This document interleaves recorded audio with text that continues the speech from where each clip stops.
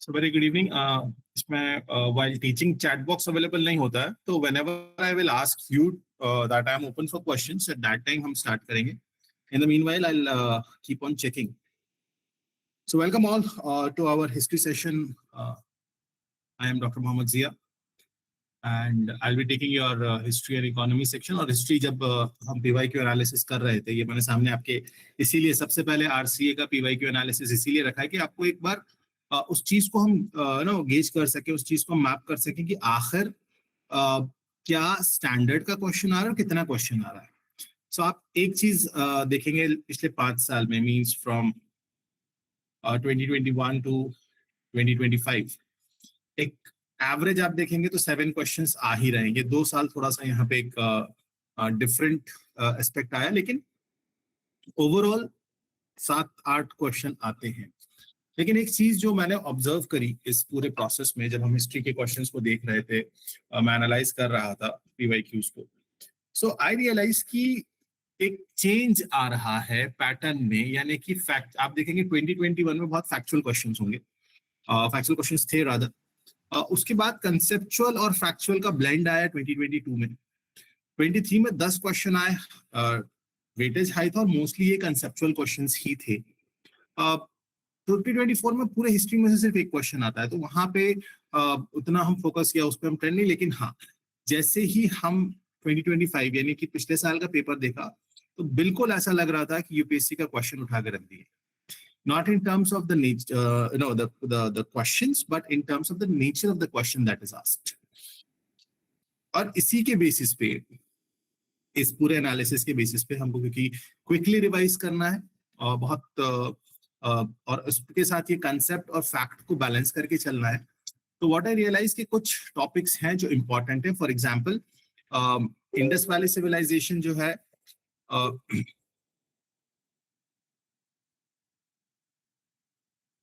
Indus valley civilization जो है एक इंपॉर्टेंट टॉपिक है. इंडस वैली के बाद यहाँ पे हम देखेंगे, अच्छा उससे पहले एक और चीज ये देखते हैं. और इसमें जब आप देखोगे कि ट्रेंड क्या है, तो हमारे पास 32 क्वेश्चन है जो पिछले 5 सालों में पूछे गए हैं. उसमें 11 क्वेश्चंस जो हैं वो एंशिएंट से आए हैं, 7 क्वेश्चंस मेडिवल से और 14 क्वेश्चंस मॉडर्न से आए हैं. और इन्हीं बेसिस पे, क्योंकि मेडिवल का वेटेज उतना ज्यादा नहीं है, हम मेडिवल पे बहुत लिमिटेड फोकस करेंगे. लेकिन क्योंकि एंशिएंट और मॉडर्न का जो रेशियो है वो अच्छा खासा है, और उसमें भी आप अगर नेचर ऑफ क्वेश्चन देखेंगे तो 70% क्वेश्चन जो है वो स्टेटमेंट बेस्ड क्वेश्चन मिले मुझे, जो कि स्टेटमेंट होते हैं कि वहां पे फैक्ट, और इसीलिए वो ये कहते हैं ना कि फैक्ट और कंसेप्ट का ब्लेंड है. ये वो क्वेश्चंस थे. और ये जो है आपके 30% आप कह सकते हैं conceptually direct pure conceptual question है, 10% जो क्रोनोलॉजी थी. और हम पढ़ेंगे भी इसी हिसाब से, हम रिवाइज भी इसी हिसाब से करेंगे कि साइड बाय साइड आपका जो कंसेप्ट का पार्ट है और जो आपका फैक्चुअल पार्ट है वो दोनों कवर होता हुआ चले. ठीक है. After every slide I will give chance and option to everyone that they can ask questions if they have any. उसके बाद ही हम आगे बढ़ेंगे. थोड़ा सा स्टार्टिंग में आज की क्लास थोड़ी सी मेरी स्लो रहेगी, ताकि आप लोग थोड़ा सा कहा जाए अकस्टम हो जाए, एक्लेमेटाइज हो जाए पढ़ने से, पढ़ाने के तरीके से. और कहानी की तरह सुनिएगा तो आपको मजा भी आएगा. And at the same time I will say कि will keep on making notes. Running notes जो क्लास के होते हैं वो सबसे इफेक्टिव चीज होती है. आप आगे चल के आपको यूपीएससी की भी तैयारी करनी है. हर क्लास के बाद आपको नोट्स मिल सकते हैं, हर क्लास के बाद आपको प्रिंटेड मटेरियल मिलेगा. लेकिन ट्रस्ट मी, जो इफेक्टिवनेस क्लास के रनिंग नोट्स देके जाते हैं वो उससे अच्छा कुछ नहीं. तो नोट्स बनाने में स्लाइड कॉपी नहीं करनी है, नोट्स बनाने, दोनों में फर्क है. आगे चल के आपको स्लाइड्स दिखेंगी, इसमें कंटेंट लिखा होगा, आपको उसको कॉपी नहीं करना है, आपको अपने रनिंग नोट्स बनाने हैं. That will be very useful to you. Okay. Topics की अगर हम बात करें तो Harappan civilization, Indus valley civilization से क्वेश्चंस हैं. Just a second, just give me 1 minute.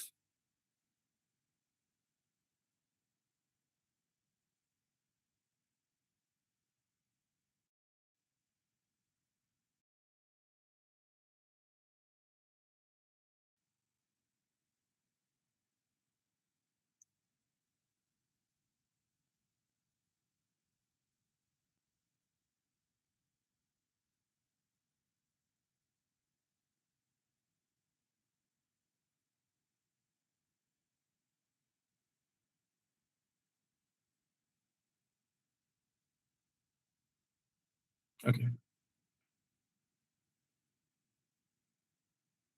So 10 question, sorry हम टॉपिक्स की बात कर रहे हैं, sorry for the interruption in between. So you will see Harappan civilization, Buddhism, Jainism, काफी क्वेश्चंस आ रहे हैं इन टॉपिक से. इसके अलावा अशोका से क्वेश्चन आए हैं. इससे सिर्फ एक क्वेश्चन जो 2024 में हमने देखा कि नियर अबाउट 1.5 क्वेश्चन, वो ये संगम लिटरेचर से आया, तो हम इस पे इतना फोकस नहीं करेंगे. मॉडर्न इंडिया में हम ब्रिटिश एक्ट्स पे फोकस करेंगे, नेशनल मूवमेंट पे फोकस करेंगे, पर्सनालिटीज पे और पॉलिसीज, ब्रिटिश पॉलिसीज पे फोकस करेंगे. फाइन. सो ये मोर और लेस आउटलाइन रहने वाला है. एंशिएंट पे हम इंडस वैली सिविलाइजेशन से, या जिसे हम हड़प्पन सिविलाइजेशन कहते हैं, उससे स्टार्ट करेंगे. ठीक है. So just give me 1 minute, मैं इसमें काम और कर लेता हूँ कि मैं आपके चैट बॉक्स को दूसरे कंटेंट से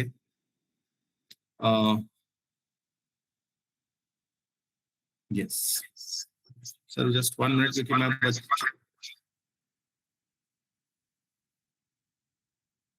okay. Now I can see your chat as well in between. So अगर किसी के कोई भी क्वेश्चंस हैं, so they can ask me here. My chat box is open on another system, so that will help me. Okay.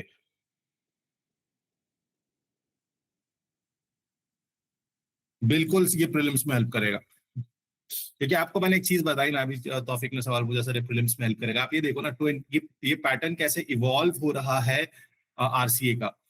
Factual से कहानी शुरू करी थी उन्होंने 2021 में, मिक्स कंसेप्चुअल इंटीग्रेट होते होते जो है ये कहाँ आ जाते हैं, ये बिल्कुल यूपीएससी लाइक. हाँ एल हाँ बेटा, स्लो ही चलेंगे, परेशान मत हो. Fine. So it is more UPSC like in this. So ancient medieval modern शुरुआत करते हैं. ठीक है. 3 पार्ट हैं.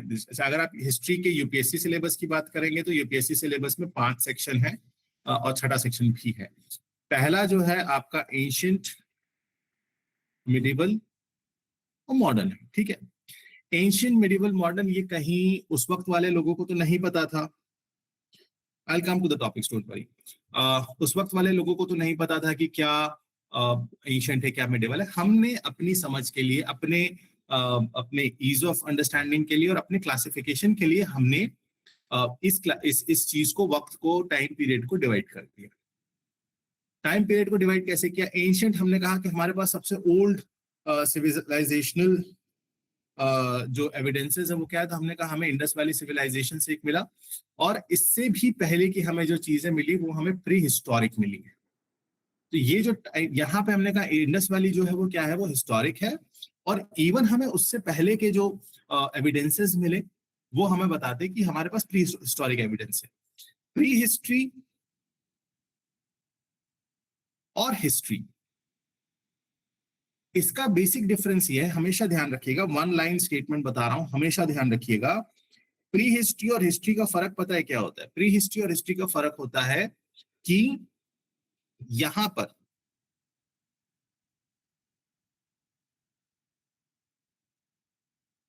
इस पॉइंट ऑफ टाइम, यानी कि जहां से हमारे पास रिटन एविडेंसेस हैं, जहां से हमारे पास लिखावट है, जहां की हमारे पास स्क्रिप्ट मौजूद है, जहां हमारे पास रिटन जो साक्ष्य हैं, रिटन एविडेंसेस हैं वो मौजूद हैं, हम कहेंगे वहां से हिस्ट्री शुरू होती है. लेकिन जब समय में हमने और खोजा, जब इंसान ने और इस चीज को ढूंढना शुरू किया, तो उसे रियलाइज हुआ कि नहीं, बहुत सी ऐसी चीजें हैं जो उस वक्त से पहले की भी हैं. तो प्री हिस्ट्री या प्री हिस्टोरिक पीरियड वो पीरियड है जहां पे एविडेंसेस तो हैं, लेकिन वहां पे राइटिंग नहीं है, वहां पे स्क्रिप्ट नहीं है, वहां पे लिखावट नहीं है, वहां पर लिखित साक्ष्य नहीं है. ठीक है. तो जहां से हमारे पास रिटन एविडेंसेस है वो हम कहते हैं कि हमारा हिस्टोरिकल पीरियड है. लेकिन वो वक्त जहां का हमारे पास रिटन एविडेंस नहीं है, स्क्रिप्चरल एविडेंस नहीं है, उसे हम कहते हैं कि ये हमारा क्या है, ये हमारा प्री हिस्टोरिक पीरियड है.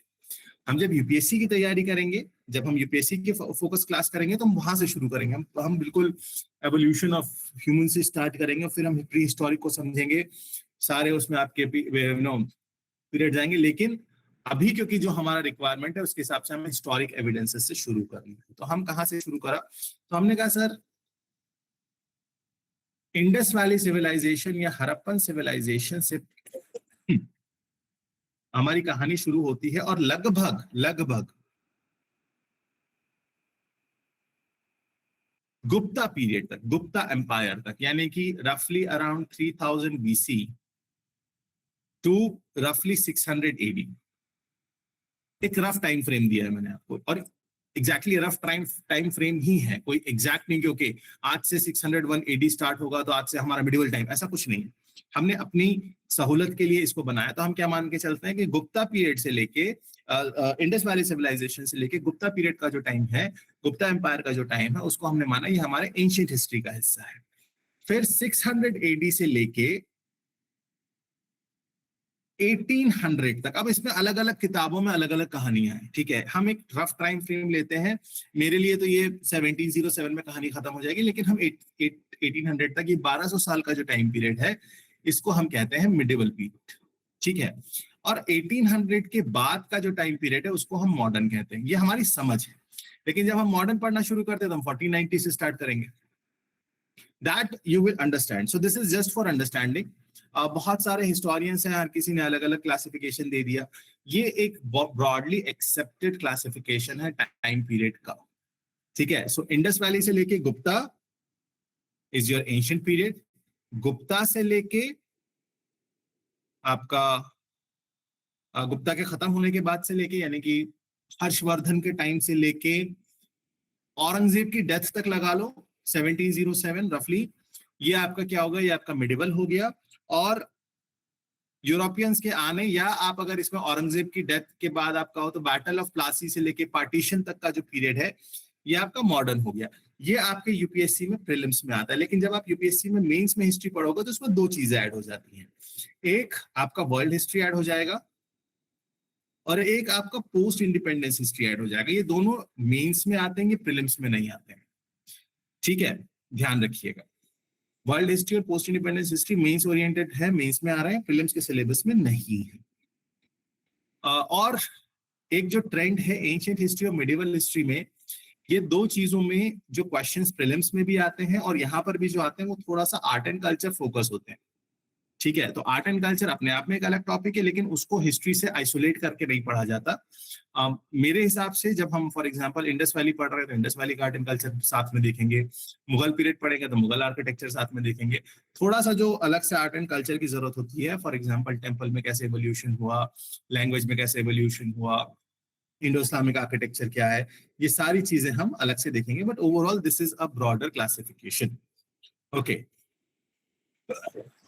सॉरी, अगर पूछ रहा था सर टॉपिक्स, तो ये ब्रॉडर टॉपिक्स हैं जो आरसीए के एग्जाम में आए, क्योंकि अभी मेरा फोकस आरसीए के एग्जाम है तो मैंने उस हिसाब से ही मैं चीजों को पढ़ाऊंगा। हाँ, मैं आपको जो विजुअल्स, जो मैप, माइंड मैप दूंगा वो सारे ओवरऑल होंगे, बट उसमें से हम सिर्फ उन चीजों का एक्सट्रैक्ट करेंगे जो कि हमारा टॉपिक से जो हमारे एग्जाम में आ रहा है, ठीक है।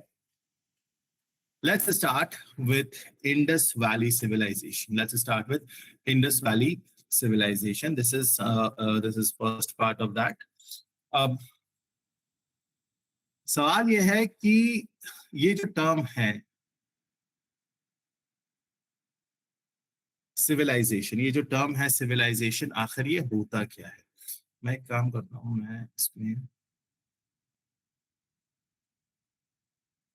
मैं इसको सेक्शन बाय सेक्शन मैग्नीफाई करके चलूंगा, ठीक है।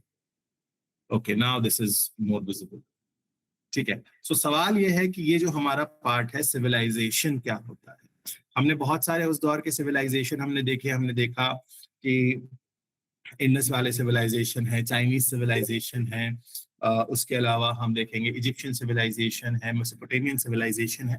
सवाल ये है कि सिविलाइजेशन आखिर होता क्या है। सिविलाइजेशन, सभ्यता हिंदी में हम जिसे कहते हैं,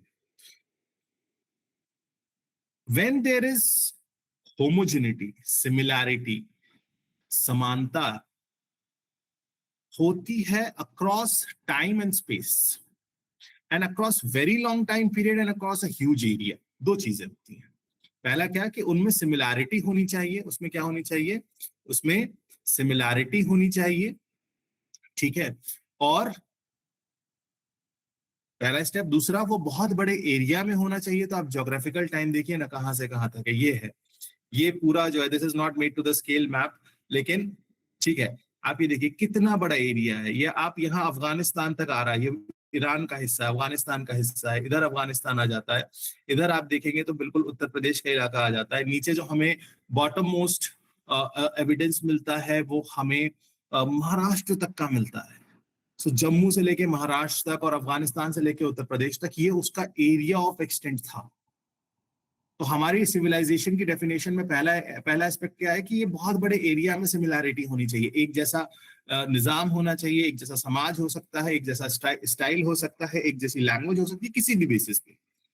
और ये क्या होना चाहिए, ये टाइम पीरियड इसका बहुत बड़ा होना चाहिए, लंबे वक्त तक होना चाहिए। तो हमारा जो टाइम पीरियड है आप देखिए कहां से कहां तक है, 3300 बीसी से लेके 1300 बीसी तक, यानी कि लगभग 2000 साल, लगभग 2000 साल तक ये एग्जिस्ट करता है। यानी कि हम जो इस वक्त बात कर रहे हैं वो आज से 5000 साल पहले लगभग, अब तो और राखी गढ़ी में तो और पुराने एविडेंसेस मिल रहे हैं, नई रिसर्च हो रही है, नहीं अभी हम उसकी बात नहीं करेंगे, अभी हम बिल्कुल फंडामेंटल बात करते हैं कि वहां तक उसका एग्जिस्टेंस, वहां तक उसकी जो है वो होती है, उसे हम सिविलाइजेशन कहते हैं। तो व्हाट इज अ सिविलाइजेशन?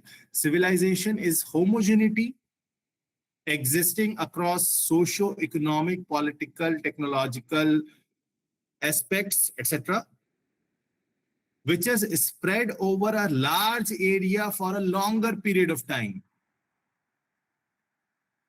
आप जब इंटरव्यू दोगे ना तो वहां ऐसे सवाल पूछे जाते हैं, डेफिनेशन बताओ। और आप एक चीज याद रखिएगा, जिसके फंडामेंटल यूपीएससी के एग्जाम में ना एक बड़ी अच्छी चीज है, मैंने जो मेरा तजुर्बा कहता है कि सिलेक्शन तो मेहनत करने वालों का होता है, लेकिन रैंक उनकी आती है जिनके कंसेप्ट, जिनके फंडामेंटल्स जो हैं वो क्लियर होते हैं। रैंक किसकी आती है? जिसके फंडामेंटल क्लियर होते हैं। ध्यान रखिएगा, बहुत बेसिक चीज बता रहा हूं। रैंक अपनी जगह है, सिलेक्शन अपनी जगह है। सिलेक्शन तो 900 रैंक वाला भी हो रहा है, लेकिन अगर आपको टॉप 200 में आना है, टॉप 100 में आना है, तो आप एक चीज याद रखिएगा, उसके लिए आपके फंडामेंटल स्ट्रांग होना जरूरी है, वरना सिलेक्शन हो जाएगा। ठीक है, आप बोलोगे सर मेहनत कर लेंगे, सब कुछ कर लेंगे, और आप अगर पिछले 2-3 सालों में रिजल्ट का ट्रेंड देखोगे तो आपको रियलाइज होगा यार, सिलेक्टिव भाई मोस्टली जो कौन सिलेक्ट हो रहा है, मोस्टली वो सिलेक्ट हो रहे हैं जो ऑलरेडी सर्विसेज में है। एम आई राइट? जो ऑलरेडी सर्विसेज में है। अभी भी जो अनुज ने टॉप किया वो क्या कर रहा था? वो डायनेक्स में था, पिछले साल वाला आईपीएस में था, उससे पहले आईआरएस। तो ये हम देख रहे हैं ऑलरेडी एक पैटर्न। तो एक साल में वो सर्विस के साथ ऐसा क्या कर रहा है? वो कुछ नहीं कर रहा है, वो सिर्फ और सिर्फ अपने फंडामेंटल्स को ब्रशअप कर रहे हैं। वो अपने सिर्फ फंडामेंटल्स ठीक करते हैं एक साल में, and they are through with the rank. तो हम उतना वेट नहीं करेंगे, हम पहले से अपने फंडामेंटल्स को, अपने अपने चीजों को स्ट्रॉन्ग करके चलेंगे। ठीक है, इंडस वैली सिविलाइजेशन, जब हम टाइम पीरियड की बात करते हैं तो हमने इंडस वैली सिविलाइजेशन हमने कहा था तीन तीन फेजेस में है, 3300 बीसी से लेके 2600 बीसी तक। हमने कहा ये अर्ली हड़प्पन फेज था। आप ऐसे मानिए कि शुरुआत का दौर होगा, रूरल सेटलमेंट्स होंगे, गांव होगा शुरू में, जैसे आप देखते हैं ना। अभी आप अगर खासतौर पे उत्तर प्रदेश और बिहार में और काफी जगह मैंने ये चीज देखी है कि जो सैटेलाइट टाउन्स बन रहे हैं, जो टाउन्स हो रहे हैं, उसमें किसी बुजुर्ग व्यक्ति से पूछोगी, बोले बेटा कहाँ, ये तो अभी पिछले 20 साल में, पहले तो छोटा सा गांव हुआ करता था। Getting the point? अब वो क्या हो गया? अब वो कस्बा हो गया, कस्बे से वो जो है वो छोटा सा शहर बनता जा रहा है, वो शहर इतना बढ़ गया कि अब वो इंटीग्रेट होता जा रहा है, वो मेन शहर में जाके मिल गया। कब वो मेन शहर का हिस्सा बन गया यही नहीं पता चला। तो एक तरीके से ये एक यू नो कॉन्टिन्यूअस प्रोसेस है, इवोल्यूशन जो है वो कॉन्टिन्यूअस प्रोसेस है। इंडस वैली की जब हम बात करते हैं तो एक सवाल ये कि इंडस वैली ब्रॉन्ज एज में आता है। किस एज का सिविलाइजेशन है? ध्यान रखिएगा, ये ब्रॉन्ज एज का सिविलाइजेशन है। एक बड़ा फेमस क्वेश्चन जो यूपीएससी में भी पूछा जाता है, हो सकता है आपको इस एग्जाम में भी पूछ लें कि इंडस वैली और आयरन को वो रिलेट करेंगे। ध्यान रखिएगा, इंडस वैली में आयरन की डिस्कवरी नहीं हुई थी। आयरन की डिस्कवरी जो हुई थी वो 1000 बीसी में हुई थी। और हमारा इंडस वैली कहाँ खत्म हो जाता है? हमारा इंडस वैली 1300 बीसी में खत्म हो जाता है ना। हड़प्पन सिविलाइजेशन, अच्छा अभी इसमें इंडस वैली और हड़प्पन का क्या चक्कर है ये भी मैं आपको समझाऊंगा।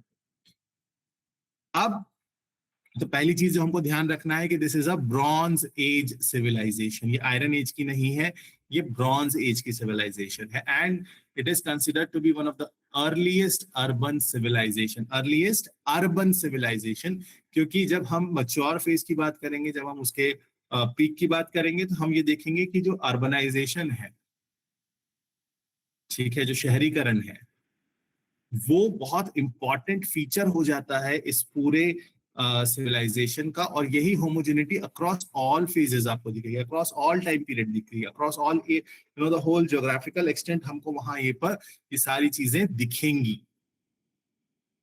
कि ब्रिक का साइज भले डिफर होगा, रेशियो एक जैसा होगा, एक जैसे तरीके से शहर बने होंगे, तो वो होमोजेनिटी आपको दिखेगी। ठीक है, नाउ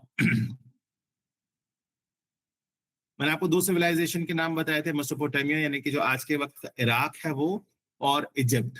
तो ये उसके जो है कंटेम्प्ररी थी, यानी कि उसके समकालिक थी, ये उसके साथ में चल रही थी, ये दोनों तीनों सिविलाइजेशंस। लेकिन इन तीनों में भी जो सबसे बैलेंस्ड कह लीजिए, सबसे डेवलप्ड कह लीजिए, सबसे मॉडर्न कह लीजिए, मॉडर्न हर व्यक्ति अपने दौर का मॉडर्न होता है, ध्यान रखिएगा। एंशिएंट तो आने वाली जनरेशन आपको बनाएगी। आज आप मॉडर्न हो सकता है आप मुझे एंशिएंट कह दो, लेकिन आने वाली जनरेशन आपको एंशिएंट कह देगी। ठीक है, तो हर जनरेशन अपने हिसाब में मॉडर्न होती है, और उस दौर का सबसे एडवांस सिविलाइजेशन, उस दौर का सबसे बड़ा जो इफेक्टिव सिविलाइजेशन जो है वो इंडस वैली सिविलाइजेशन ही था। ये इंडस वैली सिविलाइजेशन का जो टाइम फ्रेम है, इंडस वैली सिविलाइजेशन का जो टाइम फ्रेम है, उसको हम तीन फेजेस में बांटते हैं, early Harappan phase, mature Harappan phase और late Harappan phase. Early Harappan phase की जब हम बात करते हैं तो हमें यहाँ पर क्या मिलता है, हमें यहाँ पर मिलता है रूरल सेटलमेंट, यानी कि जो अर्ली हड़प्पन फेज, यानी कि ये जो लगभग 700-800 साल का पीरियड था, 3300 से लेकर 2600 बीसी तक का जो टाइम पीरियड था, वो हम मान के चल रहे हैं कि ये रूरल सेटलमेंट था। यहाँ पे फार्मिंग थी और पॉटरी हो रही थी। पॉटरी एक इंपॉर्टेंट सोर्स, पॉटरी क्यों मैंने यहाँ लिखा, क्योंकि पॉटरी एक इंपॉर्टेंट सोर्स है समझने का कि उस टाइम पे हो क्या रहा था, क्योंकि बहुत सारी चीजें उसमें डिपिक्टेड थी, डायग्राम्स थे, वे ऑफ पॉटरी थी, तो मल्टीपल चीजें थी। फिर जो हम फीचर्स अभी आगे चल के, हमने यहाँ लिखे ना की फीचर्स, ये जो की फीचर्स हम देखेंगे ये आते हैं मच्योर हड़प्पन फेज में। मच्योर हड़प्पन फेज फिर एक 700 साल का टाइम पीरियड है। मच्योर हड़प्पन फिर से एक 700 साल का टाइम पीरियड है फ्रॉम इसमें हमको अर्बनाइजेशन दिखता है, प्लान टाउनशिप मिलती है, ट्रेड होता हुआ मिल रहा है, यहाँ पे हमको स्क्रिप्ट मिलती है, यहाँ पे हमको क्राफ्ट स्पेशलाइजेशन मिलता है। Means this is what are the features जिसकी वजह से हम एक्चुअली इंडस वैली को जानते हैं, वो सारे फीचर्स हमें यहाँ दिखना शुरू होते हैं। सॉरी,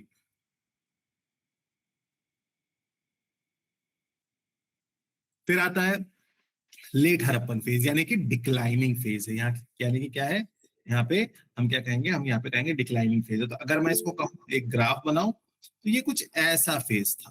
तो ये वाला जो फेज है, ये फर्स्ट फेज जो है, ये कौन सा, ये आपका अर्ली हड़प्पन फेज है। ठीक है, ये जो बीच वाला फेज है ये कौन सा है, ये आपका मच्योर हड़प्पन फेज है। और ये जो लास्ट वाला है ये क्या है, ये आपका डिक्लाइनिंग फेज। ये क्या है, ये आपका डिक्लाइनिंग फेज है। ठीक है, so this is one aspect जो आपको ध्यान रखना है। ये ध्यान रखिएगा, ये बहुत इंपॉर्टेंट है, यहाँ से क्वेश्चन आ जाता है। This is an important part of this question. हम एक आज की क्लास में नहीं, कल से क्वेश्चंस डिस्कस करेंगे कि आखिर ये कहानी चल क्या रही थी, और किस तरीके के सवाल आते हैं, that we will discuss. Okay, so तीन फेजेस, अर्ली हड़प्पन 33 टू 2600, 700 साल का पीरियड। Second mature Harappan 2600 to 1900, again 700 साल का पीरियड। Then 7714, and third late Harappan phase 1900 से लेके 13। तो यहाँ पे क्या हुआ, यहाँ पे जैसे पहले एक छोटा सा गांव था, अब ये अर्ली हड़प्पन फेज में था, फिर क्या हुआ, ये बढ़ने लगा बढ़ने लगा बढ़ने लगा, तो ये शहर बन गया।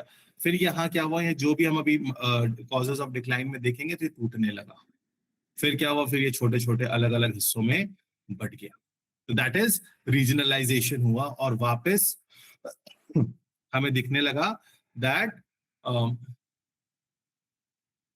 एक तरीके से डिक्लाइन ऑफ अर्बन सेंटर्स हमें दिखने लगा, क्या दिखने लगा? हमें दिखने लगा डिक्लाइन ऑफ अर्बन सेंटर्स। ठीक है, अब बात करते हैं सर कि ये एक्सटेंट क्या था, ये ज्योग्राफी क्या थी, किस रीजन में था। अच्छा, एक सवाल बताइए, जब आपके घर कोई मेहमान आता है तो आप सबसे पहले क्या करते हैं? जब सोचे क्या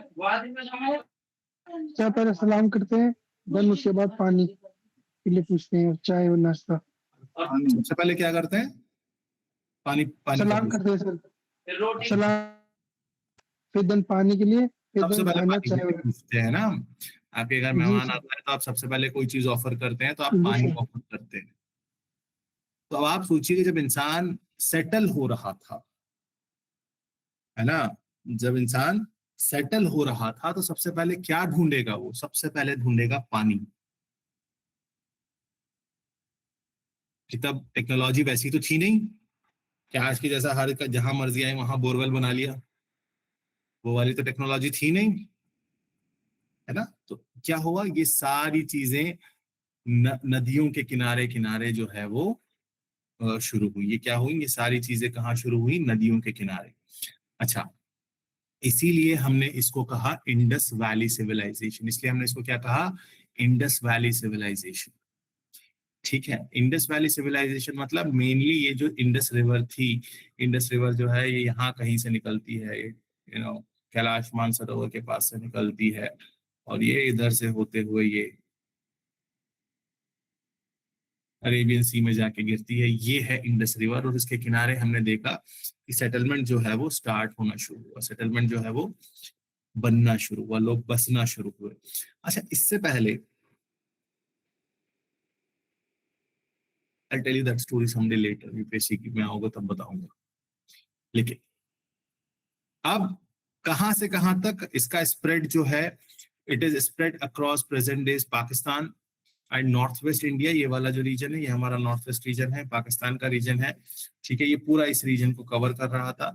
अभी यहाँ से यहाँ इस तरफ ट्रांजिशन नहीं हुआ, वो अगले फेज में होता है, वो इंडस वैली के बाद जो आयरन एज आएगी, जिसको वैदिक सिविलाइजेशन कहते हैं, वैदिक कल्चर कहते हैं, वहां पे होगा। क्योंकि अभी हमारे पास आयरन नहीं है, आयरन नहीं है तो जिसकी वजह से यहाँ के जंगल क्लियर नहीं हो पाएंगे अभी। इसलिए यहाँ से इससे सब सब देखो, सारा इसके इस तरफ होगा, इधर अभी नहीं होगा। तो सारा सेटलमेंट कहाँ हुआ? इस रीजन में हुआ। इंडस है, घाघरा खखरा घग्गर रिवर जो है वहां, जिसको सरस्वती कहा गया, इन सारे रीजन में हुआ। और अब मैंने कहा था ना, wide geographical area, 12 lakh square kilometre जो है वो इसका एक्सटेंट था। 12 लाख स्क्वायर किलोमीटर जो है वो इसका एक्सटेंट था। ठीक है, just give me 1 minute, I will be back.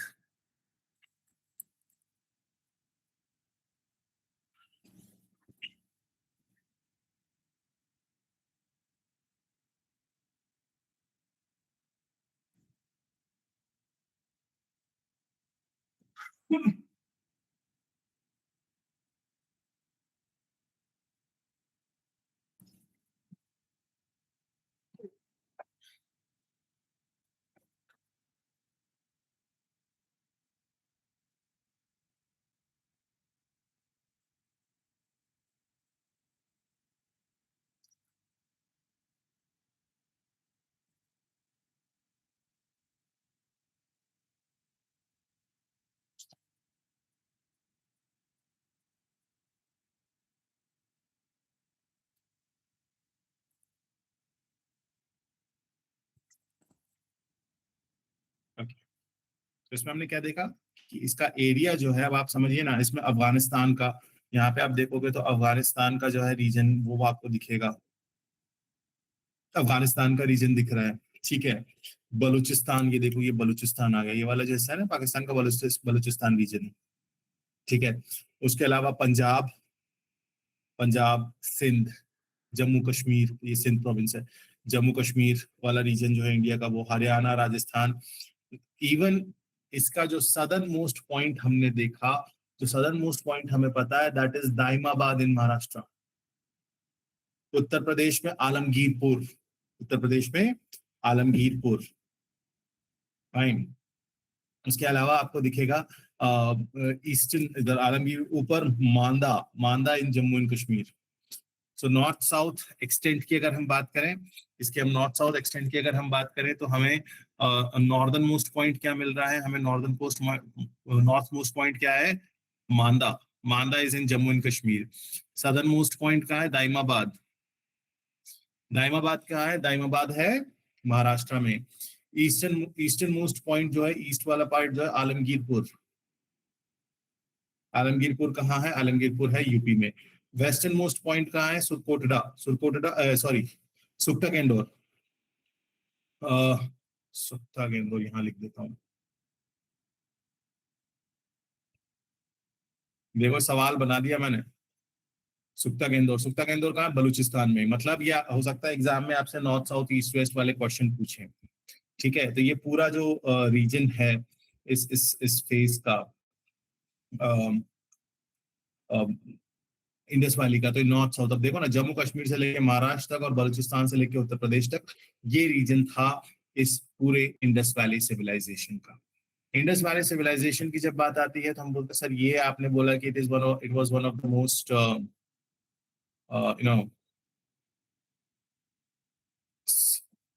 It was one of the most advance civilization. हम क्यों कह रहे हैं ये it was the most advance civilization? अच्छा, एक और बीच में पॉइंट रह गया। कई किताबों में आपको इंडस वैली सिविलाइजेशन दिखेगा, कई किताबों में आपको मॉडर्न वक्त की जो किताबें, आज के दौर की जो किताबें लिखी जा रही हैं, उसमें हड़प्पन सिविलाइजेशन लिखा हुआ मिलता है। इंडस वैली इसलिए बोला कि पहली जो स्टार्टिंग जब इसकी हुई 1920s में, जब इसकी एक्सकेवेशन शुरू हुआ, आर्कियोलॉजिस्ट ने इसे ढूंढना शुरू किया, तो इनको कहाँ मिला, इनको मिला मोस्टली इंडस रिवर के किनारे, तो उसको नाम दे दिया गया इंडस वैली सिविलाइजेशन। आगे चल के आजादी के बाद 50s 60s 70s में और भी साइट्स डिस्कवर हुई जो कि इंडस वैली से मिलती जुलती थी, तो रियलाइज हुआ कि इसको सिर्फ इंडस वैली कहना सही नहीं होगा, क्योंकि घग्गर और हकरा रिवर जो है उस बेसिन पे और सरस्वती नदी के किनारे भी हमको इसकी चीजें मिली। बियॉन्ड इंडस रिवर बेसिन जो है हमें इसके मिले। तो क्या किया फिर, इसका नाम हमने कर दिया हड़प्पन सिविलाइजेशन। क्यों? Very important point, why? Because Harappa, this one, this Harappa was the first site to be discovered. Important point, note it down.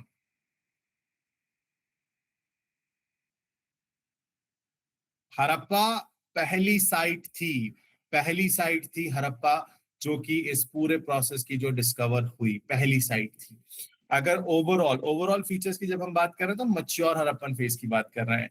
Mature Harappan phase की जब हम बात करते हैं तो इसका मेन फीचर्स क्या है? सबसे पहले प्लान्ड सिटीज। सबसे पहले क्या है?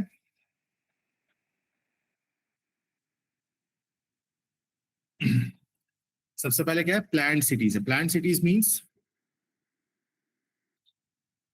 प्रॉपर प्लानिंग है। हमारे टाइप नहीं है कि पहले हमारे यहाँ शहर बनेगा, फिर शहर की खुदाई होगी कि जो है अरे वो ड्रेनेज बनाना भूल गए, फिर वो ड्रेनेज बन जाएगा तो फिर शहर की खुदाई होगी, वो ड्रेनेज बना तो लेकिन जो है वो ड्रेनेज जो है वो गलत बन गया। ठीक है, ये भी चीज नहीं है। प्लान्ड सिटीज है। आप देखिए ये जो फिगर्स आपको दिख रहा है, वेल प्लान्ड स्ट्रक्चर है। हम आगे चल के इनके फीचर्स देखेंगे। फिर क्या है? एडवांस ड्रेनेज सिस्टम था, बहुत अच्छा ड्रेनेज सिस्टम था, और इस तरीके का था कि हर घर से ड्रेनेज जो है वो शहर के बाहर जाके गिर रहा था। वॉल्ड सिटीज होती थी।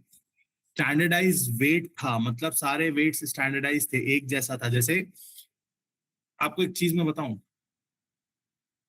आज के टाइम पे तो हर जगह आपको वो डिजिटल वेज मिलते हैं ना, 1 किलो, वो जिसपे डिजिटली डिस्प्ले हो जाता है कि 1 किलो है, 2 किलो, 3 किलो।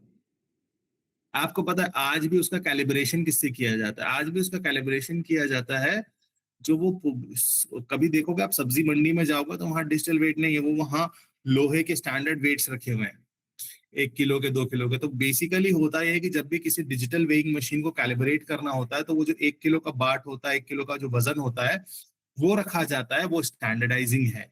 और ये आज से नहीं हो रहा है, ये पिछले 5,000 सालों से स्टैंडर्ड वेट है, सब जगह उसका वजन एक जैसा है। ठीक है, एग्रीकल्चर बहुत वाइड स्केल पे प्रैक्टिस हो रहा था, और एग्रीकल्चर जो है वो बहुत वाइड स्केल पे प्रैक्टिस हो रहा था, और इतना अच्छा था कि सरप्लस था।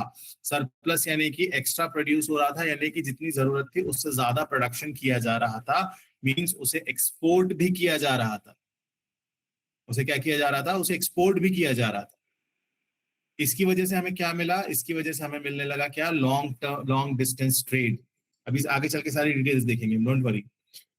लॉन्ग डिस्टेंस ट्रेड यानी कि हमारे पास सुमेरिया, मेसोपोटामिया, वहां तक हमारे इंडस वैली की चीजें वहां मिली, वहां की चीजें इंडस वैली में मिली। इसका मतलब ये था कि इन सिविलाइजेशंस के बीच भी क्या था, इन सिविलाइजेशंस के बीच भी ट्रेड रिलेशन एग्जिस्ट कर रहा था। और ट्रेड हम सिर्फ उसमें नहीं कर रहे थे, हम क्राफ्ट स्पेशलाइजेशन भी कर रहे थे। तो अभी हमारे पास सिर्फ एक ही जो बहुत बड़ा चैलेंज है इंडस वैली सिविलाइजेशन को लेके, वो है वहां की अनडिसाइफर्ड स्क्रिप्ट। अनडिसाइफर्ड स्क्रिप्ट मतलब इंडस वैली जो है वो क्या है,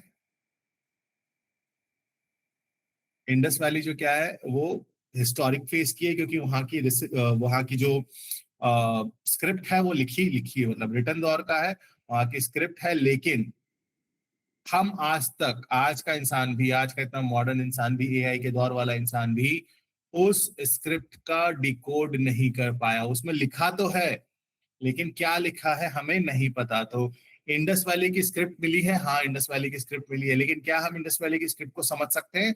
नहीं, हम इंडस वैली की स्क्रिप्ट को नहीं समझ सकते। हमने उसमें नहीं, अभी तक हम उसे डिकोड नहीं कर पाए हैं। अभी तक हम उसे क्या नहीं कर पाए, अभी तक हम उसे डिकोड नहीं कर पाए। इंपॉर्टेंट साइट्स की बात करें तो first site discovered is Harappa, ठीक है। Second major site is Mohenjodaro, and Mohenjodaro is the largest site of Indus Valley civilization discovered. That is the largest site of Indus Valley discovered. ध्यान रखिएगा, first site Harappa, largest site Mohenjodaro.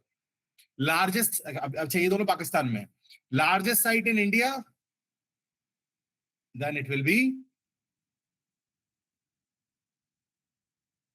yes, which is the largest site of Indus Valley civilization or Harappan civilization in India.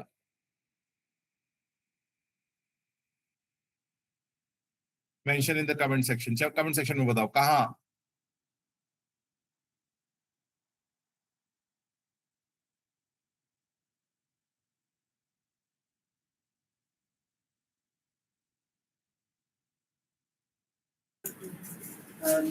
Comment section बंद कर के रखे थे मैंने, अभी on कर दिया है, जिनको सवाल पूछना पूछ सकते हैं। जी जी, very good, Rakhigarhi.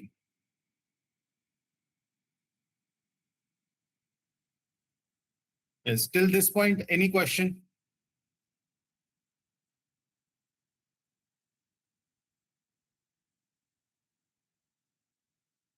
Yes, Rakhi Gadi, true. Correct, everyone. Any question till this point?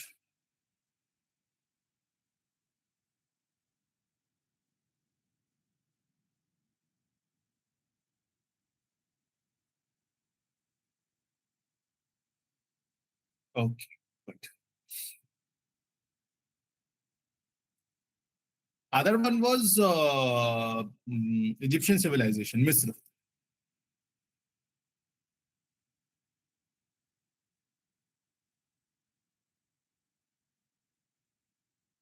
Script मतलब लिपि,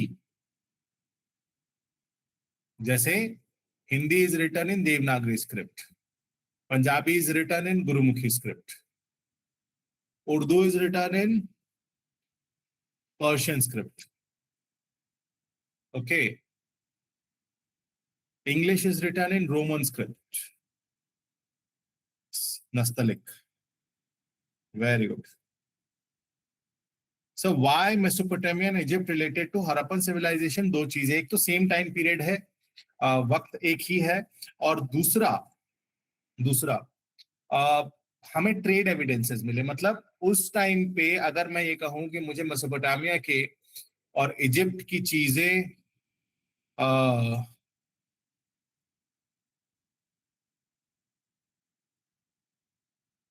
जो है वो इंडस वैली में मिली और इंडस वैली की चीजें वहां मिली, तो हमें पता है कि उनके बीच कोई ना कोई ट्रेड रिलेशन डेफिनेटली होगा। बिल्कुल, आप उसका नोट्स बना नहीं सकते, आप उसका नोट्स बनाइए। मैं जितनी बातें कर रहा हूं उसका नोट्स बनाइए।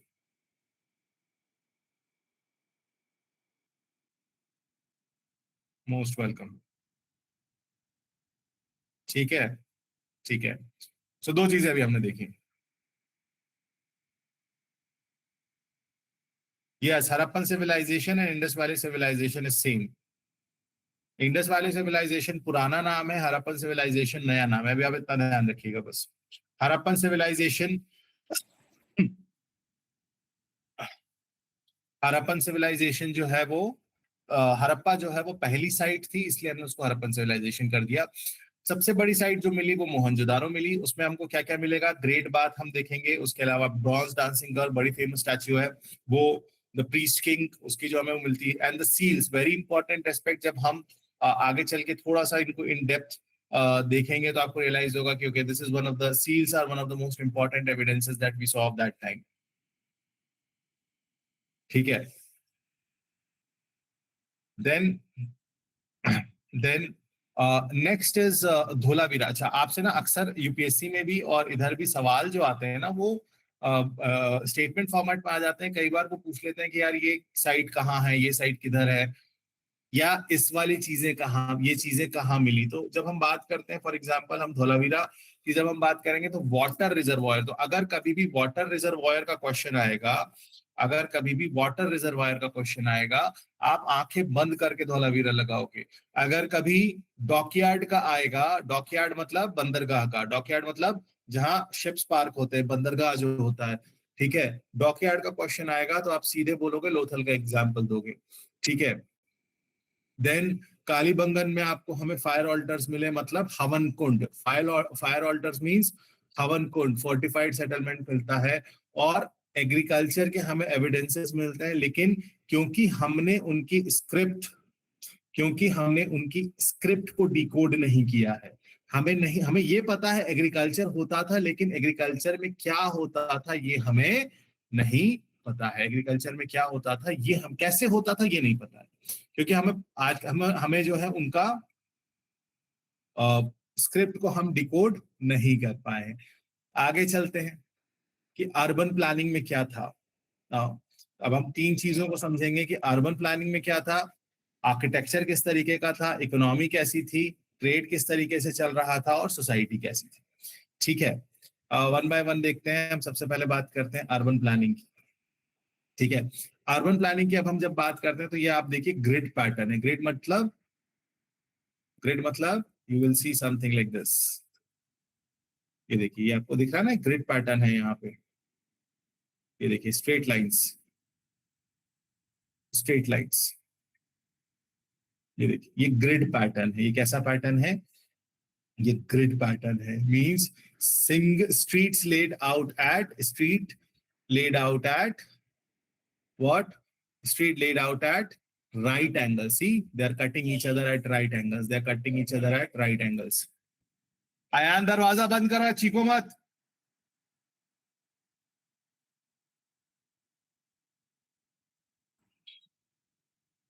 फाइन। दूसरा citadel and the lower town. अब आप ये देखिए, एक ये जो ऊपर का हिस्सा देख रहे हैं हमने कहा ये सिटाडेल था, that was the raised mound. मतलब हम ये मान लेते हैं क्योंकि हमारे पास रिटन एविडेंसेस जो है वो डिकोडेड नहीं है। तो हम देखो, एक ये लोअर टाउन दिख रहा है, नीचे का हिस्सा दिख रहा है, ये ऊपर का हिस्सा है। आज भी आप देखोगे ना बहुत सारे पुराने जो शहर हैं उसमें ऊपर ऊपर का हिस्सा होता है, वो रेज्ड स्ट्रक्चर होता है, उसके आसपास पूरा शहर बसा होता है।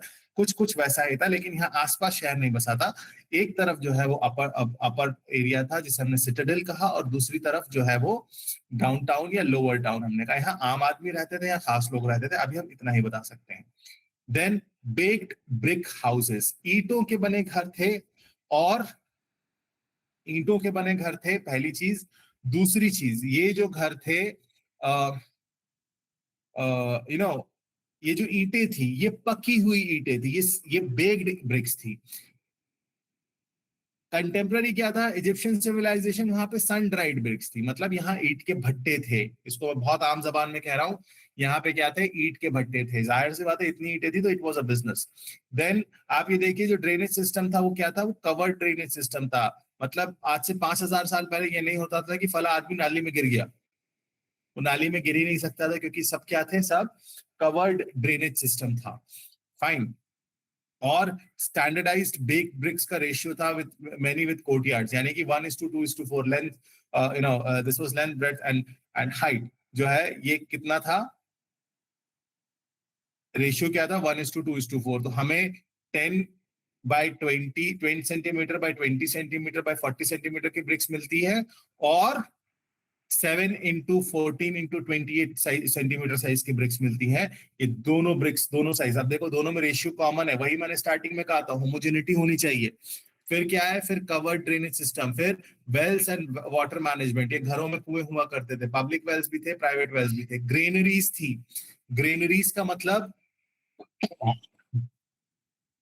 क्योंकि हमने कहा एग्रीकल्चर सरप्लस था तो उसकी स्टोरेज के लिए भी व्यवस्था थी, उन्होंने बना के रखा था। पब्लिक बिल्डिंग्स थी, public grade bath, assembly halls, platforms, administrative structures, ये सारी चीजें एग्जिस्ट करती थी। मतलब आज के वक्त में आप एक बहुत ही आइडियल, बहुत ही वेल प्लान्ड सिटी इमेजिन करिए, ये वो शहर था। Fine, standardised weights and measure, uniform cubical weights थे, बाइनरी सिस्टम था, स्टैंडर्डाइज्ड मेजर्स थे। मतलब अगेन आप खुद सोचिए कौन ज्यादा मॉडर्न था, हम या ये लोग जो हमसे 5000 साल पहले रह रहे थे। इनकी अर्बन प्लानिंग इतनी इफेक्टिव थी, इनकी अर्बन प्लानिंग इतनी इफेक्टिव थी। फिर हम बात करेंगे दूसरे एस्पेक्ट की, कि आर्किटेक्चर और public structure. Great bath, great bath हमें कहाँ मिला, ग्रेट बाथ हमें मिला, ये ग्रेट बाथ हमें कहाँ मिला, मोहनजोदारो में। ये ग्रेट बाथ हमें कहाँ मिला, मोहनजोदारो में। क्या था, एक बहुत बड़ा टैंक था, वाटरप्रूफ ब्रिक्स थी, स्टेयरकेस थे, उसके आसपास कमरे थे। तो ये माना जाता है कि ये अज्यूम किया जाता है कि वहां पर क्या था, वहां पे हमें वहां पे कोई रिचुअल होता होगा, वहां पे कोई ऐसी चीजें होती होंगी। फाइन, फिर क्या था, फोर्टिफिकेशन था। फोर्टिफिकेशन मतलब जो शहर होता था ना, सिटाडेल भी होता था और शहर भी होता था, वॉल्ड होता था, यानी कि मैसिव ब्रिक वॉल्स होती थी जो उसके सिटाडेल को, उसको चारों तरफ से क्या करती थी, इंक्लोज करके रखती थी, एक तरीके से डिफेंस स्ट्रक्चर था। ग्रेनरीज थी, वेयर हाउसेस थे, ठीक है, जहां पे क्या हो रहा था, large structure with platforms and ventilation channel. मतलब वो जो एग्रीकल्चर सरप्लस था, वो जो एग्रीकल्चरल सरप्लस था वो स्टोर किया जा रहा था, तभी ट्रेड हो रहा था। असेंबली हॉल्स एग्जिस्ट करते थे। ये देखो असेंबली हॉल्स मतलब यहाँ पर पब्लिक मीटिंग्स होती थी, कुछ ना कुछ इस तरीके का, भी पार्लियामेंट जैसा कुछ होगा, उनकी कोई लोकल म्युनिसिपल सभा होती होगी, क्योंकि अभी भी हम पूरी तरीके से हम ये नहीं मान रहे हैं कि ये चीजें चल रही थी। It was limited. Then dockyard at Lothal, it is again important thing, one of the earliest known. Dockyard मतलब बंदरगाह, यहाँ पे शिप्स के थ्रू तो मरीन नेविगेशन भी था। Reservoirs at Dholavira, water reservoir बने थे, पॉसिबली एक सेमी एरिड रीजन है धोलावीरा, गुजरात में आता है। मतलब यहाँ पे इतनी ज्यादा बारिश नहीं होती है, यहाँ पे इतनी ज्यादा बारिश नहीं होती है। तो क्या हो रहा होगा, जाहिर सी इन्होंने रिजर्वायर बनाए थे तो जो पॉसिबली एग्रीकल्चर में भी काम आते थे। ठीक है, फिर इनकी इकोनॉमी कैसे चल रही थी, इनकी इकोनॉमी कैसे चल रही थी, लेट्स सी दैट। ओके, सबसे पहले एग्रीकल्चर बेस्ड कैसी इकोनॉमी थी, एग्रीकल्चर बेस्ड इकोनॉमी थी। इसमें मेन क्रॉप्स क्या थी, वीट, बार्ले, पी, सिसम। ठीक है, बहुत ज्यादा राइस का एविडेंस नहीं मिलता है। ठीक, देन क्राफ्ट प्रोडक्शन में था बीड मेकिंग। बीड समझते हो, लड़कियां बताएंगी, बीड्स वो जो फैंसी ऑर्नामेंट्स आप लोग पहनते हैं ना, कलरफुल स्टोन्स, वो वाला काम कार्नेलियन का होता था, एजेट का होता था, फियांस का होता था, ये बहुत ज्यादा काम होता था। शेल के जो शेल होते थे ना, सी शेल। बीड मोती नहीं होगा बेटा, मोती पर्ल हो जाएगा। ये जैसे ये इसमें डायग्राम में बना है ना, ऐसे कलरफुल स्टोन्स के नेकलेस, ब्रेसलेट, एंकलेट्स, ये वाला काम होता था। शेल वर्क का काम होता था। पॉटरी सबसे इंपॉर्टेंट था। दो चीजें ध्यान रखिएगा, व्हील मेड पॉटरी थी और पेंटेड पॉटरी थी। व्हील मेड मतलब वो the potters wheel was in use, the potter wheel was in use. और कॉपर टूल्स एंड वेपन्स, क्योंकि हाँ मन का कह सकते हैं आप, हाँ वेरी गुड, मन के वाले गहने, वेरी गुड वेरी गुड। सो कॉपर टूल्स भी थे।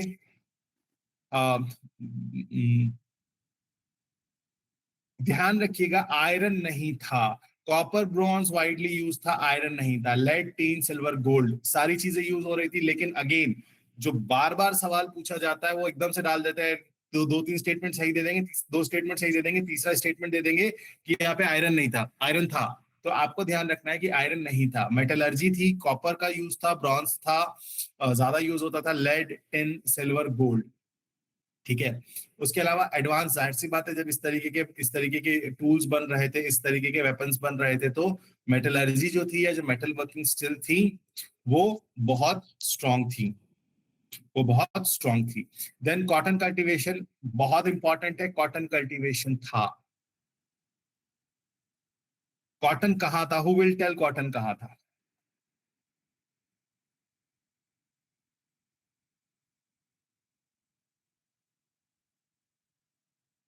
कॉटन कल्टीवेशन का अर्लीस्ट एविडेंस हमें यहां मिलता है दुनिया में। Very good, Mehrgarh. Cotton cultivation Mehrgarh. Cotton cultivation कहाँ हमें मिला? कॉटन कल्टीवेशन हमें कहाँ मिला? कॉटन कल्टीवेशन हमें,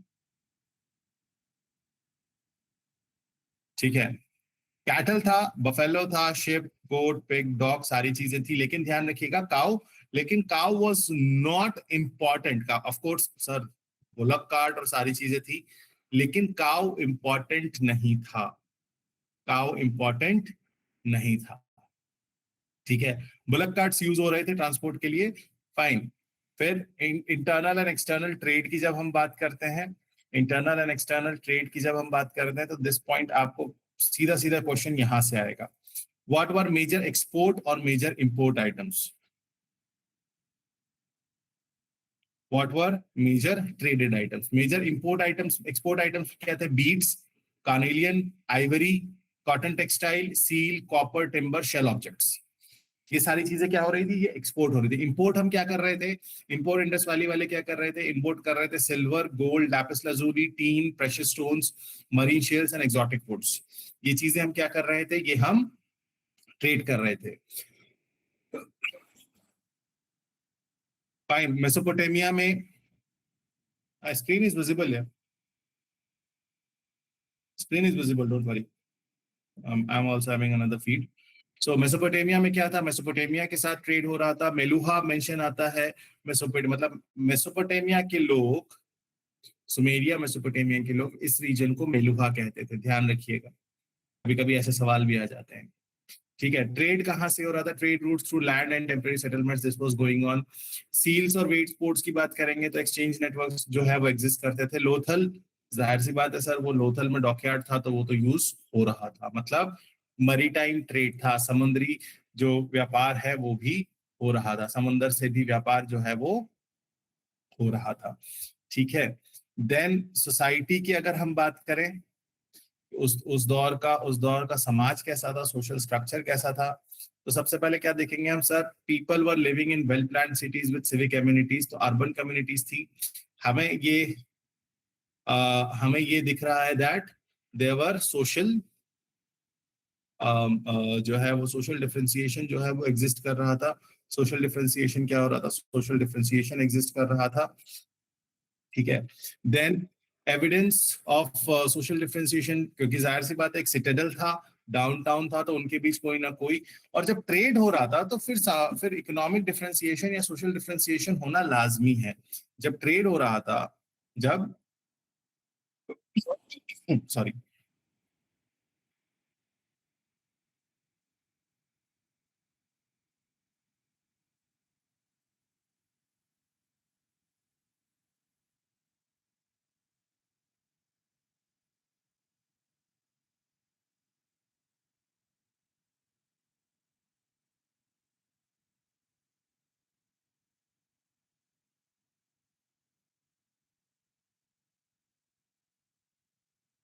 just give me 1 minute. Yes, just give me 1 minute, please.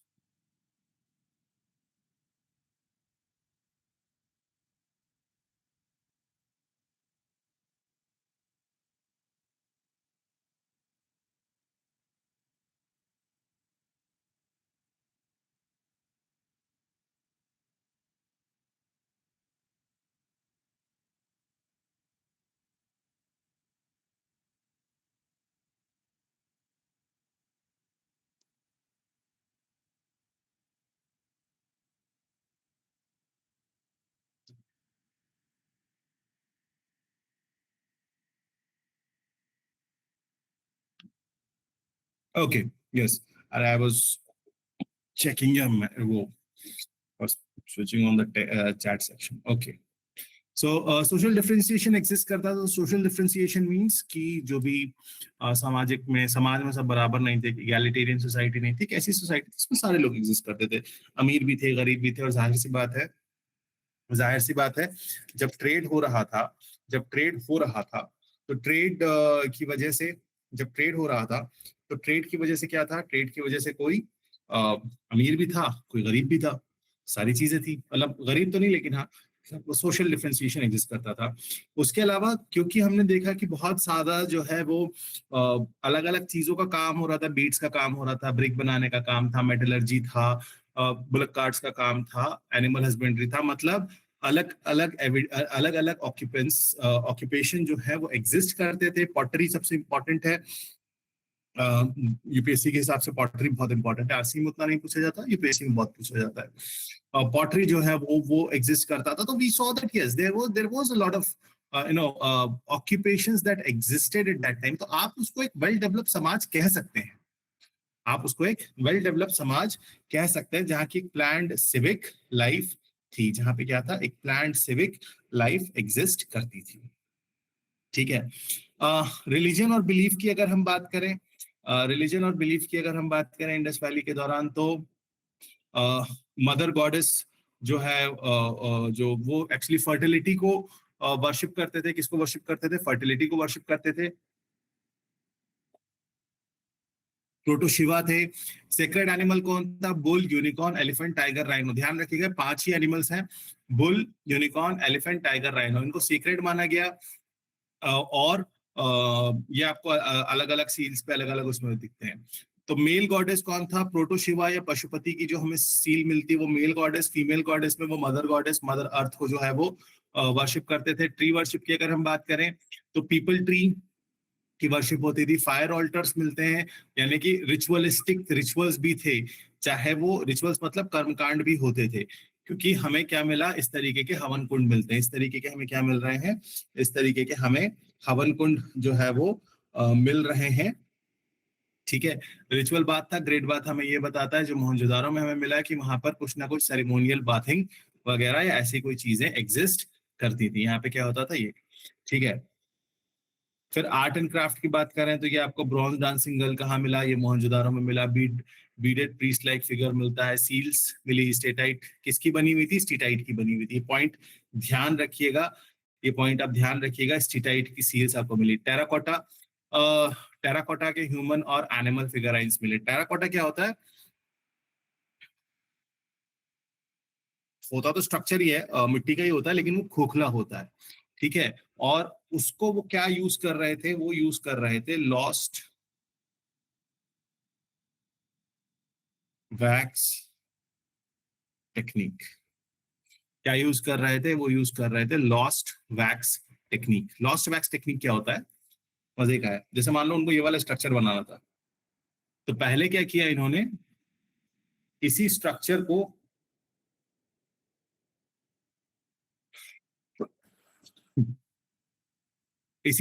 पहले किसका बनाया? वैक्स का बनाया. ठीक है. मोम से उन्होंने जो उनको स्ट्रक्चर बनाना था वो उन्होंने मोम से बनाया, वैक्स से बनाया. फिर क्या किया? उस वैक्स के ऊपर क्ले को कवर कर दिया. Yes, it's a kind of clay. Terracotta मिट्टी का होता है. और फिर क्या किया? पहले मोम के जैसे मान लो ब्रॉन्ज स्ट्रक्चर बनाना था, जो भी बनाना था. फिर क्या किया? इसको टेराकोटा हॉलो होता था, तो इसको क्या किया? इसको मिट्टी का बना दिया. इसको क्या किया? मिट्टी का बना दिया, मोम का बना दिया, सॉरी वैक्स का बनाया. फिर उसको क्या किया? क्ले से कवर कर दिया. क्ले से कवर कर दिया. और उसको क्ले से कवर करते वक्त उसके यहाँ पे किसी भी पॉइंट पर एक छोटा सा होल छोड़ देते थे. फिर क्या करते थे? उस मिट्टी से कवर्ड, वो क्ले से कवर्ड आइटम को वो पकाते थे. ठीक है. तो जब वो गर्म होता था तो वो जो छोटा सा छेद होता था ना, उसके जरिए सारा जो वैक्स था वो पिघल के बाहर हो जाता था. अब इसी में वो मेटलर्जी करते थे. अगर इसमें वो मेटल डाल के, गर्म मेटल डाल के ठंडा कर देंगे तो वो मेटल स्ट्रक्चर बन जाएगा, और वरना अगर उसे खोखला करते थे तो टेराकोटा रह जाता था. ठीक है. सो आपको ये वाले स्ट्रक्चर्स मिलेंगे, बेयर्डेड पीस लाइक स्ट्रक्चर मिलेंगे, टेराकोटा फिगराइंस ह्यूमन और एनिमल के दोनों के मिलेंगे। सील्स ध्यान रखिएगा किसकी मिलेगी, सील्स मिली स्टेटाइट की। सील्स किसकी मिली, स्टेटाइट की। पॉटरी डिजाइन आपको मिलती है, ये जो पॉटरी डिजाइन है इसमें ब्लैक ऑन रेड था, रेड ऑन ब्लैक था, black ware with black design. So their wax का यूज समझ नहीं आया। अच्छा एक बात बताओ, एक मोम का पुतला बनाया, ठीक है, उस मोम के पुतले को क्या किया, मिट्टी क्ले से उसको कवर किया, तो उसका स्ट्रक्चर आ गया, उसमें एक छोटा सा होल छोड़ दिया। अच्छा अब उस मोम के जो स्ट्रक्चर था उसको क्या हुआ, उसको जो है वो गर्म किया। गर्म करने से क्या होगा, सारा मोम पिघल जाएगा और सिर्फ क्ले का स्ट्रक्चर बच जाएगा। फिर उस क्ले के स्ट्रक्चर को वैसा रख दिया तो वो टेराकोटा हो गया। और फिर दूसरा ऑप्शन क्या होता था, वो जो छोटा सा होल जिसके थ्रू वैक्स सारा पिघल के, मोम सारा पिघल के बाहर हो गया, उसी के अंदर वो क्या करते थे, फिर मोल्टन मेटल डाल देते थे, पिघला हुआ मेटल डाल देते थे। जब वो ठंडा होता था तो वो स्ट्रक्चर ले लेता था। स्टीटाइट पत्थर होता है बेटा, ग्रे डॉटेड पत्थर होता है, ग्रे कलर और ब्लैक, ग्रे कलर का पत्थर होता है with black dots. Okay, bead making था, अलग अलग बीड्स थे, अलग अलग स्टोन्स थे, कैमेलियन, एजेट, लैपिस लजुली, ये सारे पत्थर होते थे, प्रेशियस स्टोन्स होते थे, जिससे वो बीड्स बनाते थे। क्या दिक्कत है, बॉटल उठा अंदर, मेरा पानी है, जाओ अंदर। ओके, फिर स्क्रिप्ट की बात करें, अभी कोई थोड़ी देर पहले बात कर रहा हूँ सर स्क्रिप्ट कैसी होती है, तो स्क्रिप्ट ऐसी होती है सर। पहली चीज तो ये सारी स्क्रिप्ट जो है वो हमारे अनडिसिफर्ड है, हमने इसको डिकोड नहीं किया है। दूसरी चीज ये शॉर्ट इंस्क्रिप्शन है, 4 से 6 साइंस, इस तरीके के साइंस उसमें बने हुए हैं, ठीक है। राइट टू लेफ्ट प्रोबेबली हम ये मान के चल रहे हैं कि कुछ कह रहे हैं ब्लास्टोफ्रेडॉन थी, कुछ कहते हैं कि वो तो अलग अलग ओपिनियंस हैं। नो बाइलिंगुअल टेक्स्ट फॉर्म तो आज के टाइम पे नहीं, हिंदी इंग्लिश मिक्स है। It is it was one single language, right to left। कुछ का कहना है ब्लास्टोफ्रेडस थी, यानी कि वो एक लाइन ऐसे एक लाइन ऐसे वो जिगजैग लिखी हुई थी। प्रॉब्लम क्या है, प्रॉब्लम ये है कि सर हम इसको डिकोड नहीं कर पाए, तो इसके बारे में हमें ज्यादा बात नहीं पता, ठीक है, ज्यादा बात हमें नहीं पता। देन साइंस एंड टेक्नोलॉजी का यूज था, बिल्कुल था सर। स्टैंडर्ड ब्रिक रेशियो था 1:2:4, सबसे कॉमन था। 7, 14, 28 सेंटीमीटर बताया मैंने आपको। इसके अलावा जो आउटर वॉल होती थी ना, वो पूरे में, यानी कि वो मोहनजोदारो हो, चाहे हड़प्पा हो, धोलावीरा हो, कोई हो, वहां पे आपको जो आउटर वॉल होगी वो 10, 20, 40 सेंटीमीटर मिलेगी। स्टैंडर्डाइज मेजरमेंट सिस्टम होता था, यानी कि यूनिफॉर्म वेट्स थे, क्यूबिकल, इस तरीके के क्यूबिकल स्टोन्स को उन्होंने स्टैंडर्डाइज वेट बनाया था। मेटलर्जी, वाटर इंजीनियरिंग, ये सारी चीजें हम देख चुके हैं। फिर बरियल प्रैक्टिसेस थी, इंपॉर्टेंट है। इसमें क्या था, एक्सटेंडेड इन्ह्यूमिनेशन था, इस तरीके से भी बरियल था, यानी कि सीधा इंसान को दफना दिया जाता था, ठीक है। या फिर कॉफिन बरियल था, यानी कि कॉफिन के अंदर बॉक्स के अंदर रखा जाता था, ठीक है। सेमेट्री भी बनी हुई थी, वो हमें मिलती। Coffin burial at Harappa means wooden coffins and brick chambers, ये भी हमें मिला। Extended inhumation, flexed burial, fractional, secondary, तो अलग अलग तरीके का बरियल मिला। एक एग्जाम्पल और मिलता था जहाँ पे जो भी डेड होता था उसके साथ क्या किया जाता था, उसके साथ उसकी जो भी इंपॉर्टेंट चीजें थी उसको भी वो साथ में बरी कर देते थे। क्यों? क्योंकि उनको they believe in life after death, तो उनको लगता था यार इस इंसान को मरने के बाद जब ये जिंदा हो जाएगा तो इसको इन चीजों की जरूरत पड़ेगी, तो उसकी जो जरूरत की चीजें होती थी वो भी उसके साथ दफना दी जाती थी, जो उसकी फेवरेट चीजें होती थी वो भी उसके साथ दफना दी जाती थी, ठीक है। बरियल भी था और क्रिमेशन भी था, बरियल भी था और क्रिमेशन भी था। Yes, they believed in after life. Fine. Culture में हम देखते हैं, ऑर्नामेंट्स की हमने बात कर ही ली है। ऑर्नामेंट्स गोल्ड, सिल्वर, कॉपर, ये सारे ऑर्नामेंट्स मिलते हैं। Beads, bangles, earrings, necklace, anklets, ये सारी चीजें हमको यहाँ पे मिलती हैं। देन टॉयज का कल्चर हमको दिखता है, dice, not pieces, animal figures, तो पॉसिबली बोर्ड गेम्स शायद ये खेलते हों, क्योंकि हम सारी चीजों में शायद इसीलिए लगा रहे हैं बिकॉज हमारे पास हमारी प्रॉब्लम क्या है, हमारी प्रॉब्लम है ये अनडेसिफर्ड स्क्रिप्ट। हमारी प्रॉब्लम क्या है, हमारी प्रॉब्लम ये अनडेसिफर्ड स्क्रिप्ट, जिसके बारे में हमें कुछ भी नहीं पता, जिसके बारे में हमें कुछ भी नहीं पता।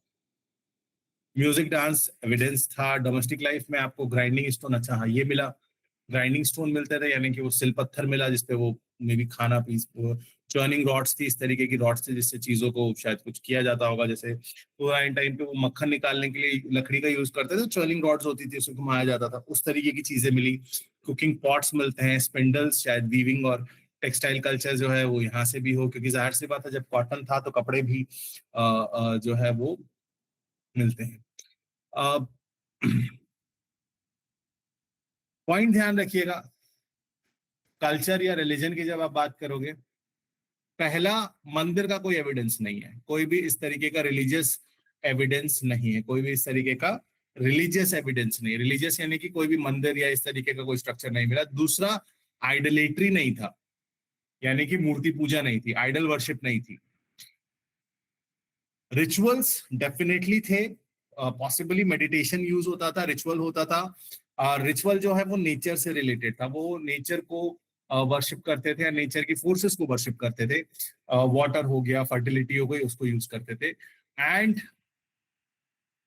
एक पीसफुल, एक वेल ऑर्गेनाइज्ड अर्बन स्ट्रक्चर हमें यहाँ से इंडस वैली सिविलाइजेशन से हमें मिला, एक जो है ये हमको यहाँ पर मिलता है। Any question till this point?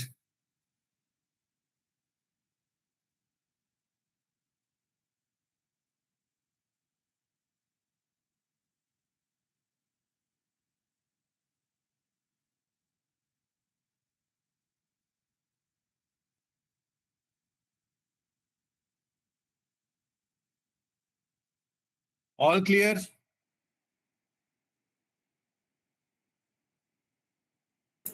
कुछ तो जवाब दो, आप लोग सो गए क्या? चलिए, चैट में आ रहा है। चैट में आ रहा है लेकिन आपको ठीक है। Sir, if the figures were discovered, how it was not idolatry? अब जरूरी थोड़ी है खिलौने डिस्कवर हो रहे तो आइडलेटरी थोड़ी है, वो वर्शिप नहीं हो रहा था ना। हर जरूरी थोड़ी है हर फिगर का वर्शिप किया जाए। अब आज के दौर के अरब को 5,000 साल बाद उसकी खुदाई होगी, और वहां पे अगर खिलौनों के स्ट्रक्चर मिल जाएंगे, मेटल स्टोन्स मेटल टॉयज मिल जाएंगे, तो इसका मतलब थोड़ी कि वो वर्शिप कर रहे थे। लाइव सलीम कह रहे हैं 1:2:4 ratio, how can it be link to 7:4? इसका एचसीएफ निकालो, पता चल जाएगा, मैथ से। 1:2:4 7 14 28। वाह, yes, it is the early urban civilization. Script लिखावट है, लिपि है, इंस्क्रिप्शन शिलालेख है। जब पत्थर के ऊपर हमें कुछ लिखा हुआ मिलता है हम उसे इंस्क्रिप्शन कहते हैं।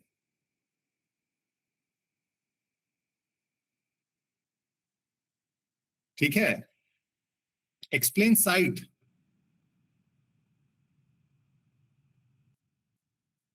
नहीं, there is no evidence of cow sacredness. बेटा हिंदी थोड़ा सा मेरे लिए डिफिकल्ट हो जाएगा, आप मुझसे किसी टर्म का हिंदी पूछोगे मैं बता दूंगा, ठीक है। और कोई मतलब फिर फ्लो चार्ट को हिंदी में बनाना थोड़ा सा फिर एक और चैलेंजिंग पार्ट हो जाएगा, then it will be difficult.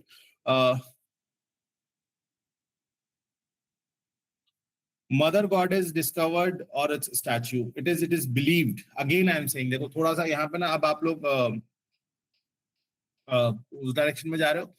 ये जब देखो, सीधी बात है यार, जब हमारे पास रिटन एविडेंस नहीं है ना, तो अब जो आर्कियोलॉजिस्ट ने या जो हिस्टोरियन ने जो अपना दिमाग चला दिया वही सच है। अब मैं बहुत बेसिक चीज बताता हूँ।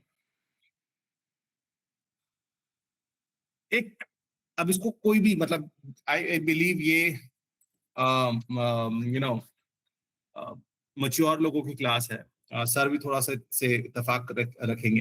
बेटा मैं हिंदी में ही बात कर रहा हूँ। आज से 5,000 साल, मैं ज्यूम करता हूँ, आज से 5,000 साल बाद की जो शायद सिविलाइजेशन होगी वो हमें ढूंढ लेगी। अब आज से 5,000 साल के बाद सिविलाइजेशन है, अब उसने हमें ढूंढा, उसने दिल्ली की खुदाई कर दी। अच्छा, 5,000 साल बाद पता नहीं दिल्ली का क्या होगा। और उसमें साउथ दिल्ली के बड़े बड़े फार्म हाउस मिले, उन साउथ दिल्ली के बड़े बड़े फार्म हाउस में मिले बड़े बड़े स्विमिंग पूल। ठीक है, उसने कहा सब जगह जो है ना स्विमिंग, हर घर में एक स्विमिंग पूल होता था, और उस स्विमिंग पूल जैसा स्ट्रक्चर मिला, जैसा ग्रेट बाथ हमें यहाँ पे मिलता है। देखो ग्रेट बाथ कहाँ गया, ये देखो, ये देखो यहाँ पे एक ग्रेट बाथ आपको मिलेगा। ठीक है, अब आपको जो बात बोल रहा ना सर, हम कैसे मान ले, आप इसमें से कुछ भी मत मानिए। आप इसमें से कुछ मत मानिए और आप इसमें सब कुछ मानिए। अब ये इस तरीके का एक स्ट्रक्चर मिल गया मुझे। 5000 साल के बाद लोग कहेंगे कि साउथ दिल्ली में जो इस एरिया में जो हमें स्विमिंग पूल मिले उसमें रिचुअल बात होता था।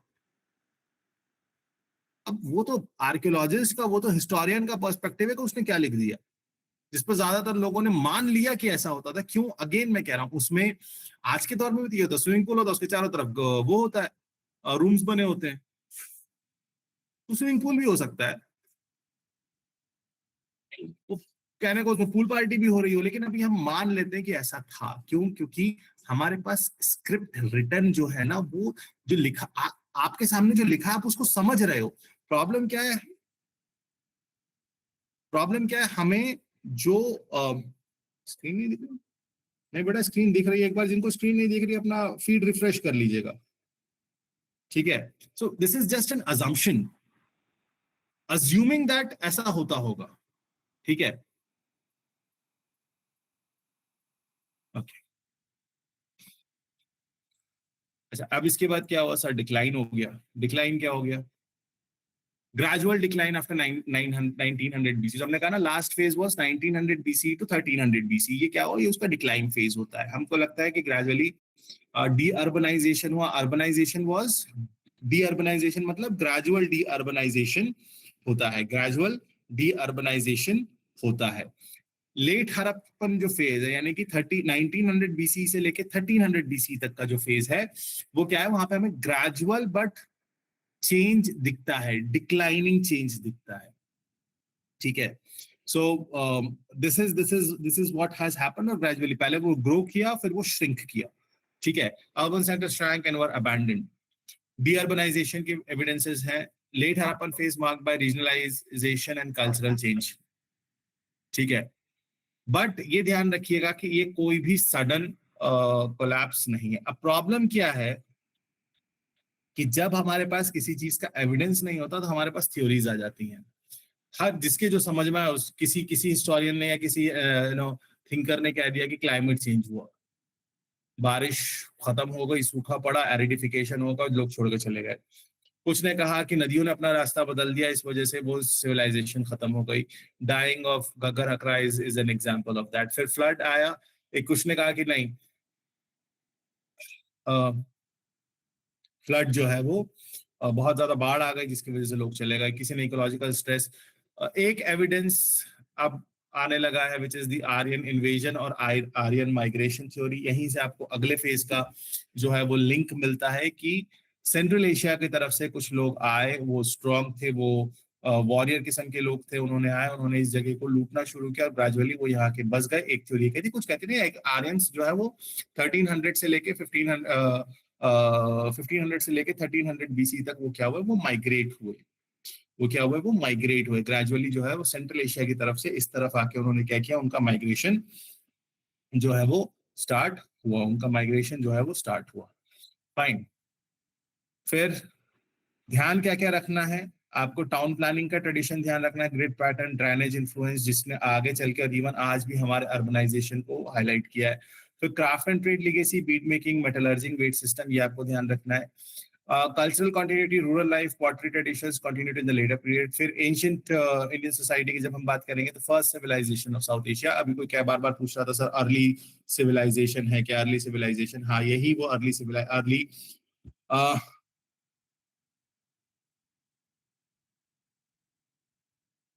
है सारा बेटा ठीक है, बीसी का सी आएगा, मगर हमारा इफेक्ट बीसी, बेटा अभी बीसी चल रहा है, सी कहाँ है? अभी नहीं आया है, अभी बिफोर कॉमन एरा चल रहा है। अभी हम बिफोर क्राइस्ट एरा में, अभी तो हम आफ्टर उसमें तो आए नहीं है, ठीक है? ये आपको ध्यान रखना है। उसके अलावा आपको जो टाइम स्पैन देखो, ये 3300 टू 1300 बीसी, ये ध्यान रखना है। इसमें पीक पीरियड कौन सा है? पीक पीरियड आपका 2600 टू 1900 बीसी, ये आपको ध्यान रखना है। Geographical extent Pakistan and north western India, मैंने आपको चारों एक्सटेंट बता दिए हैं। 1900 के आसपास ग्रेजुअल जो है वो डिक्लाइन स्टार्ट हुआ।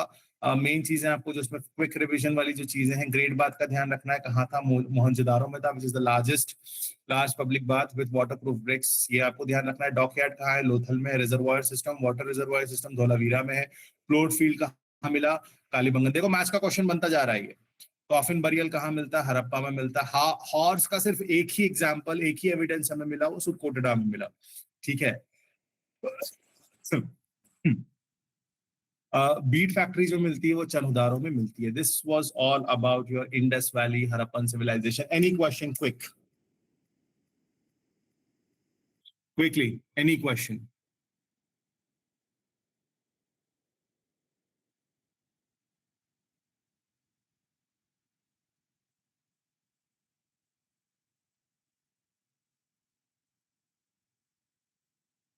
ओके,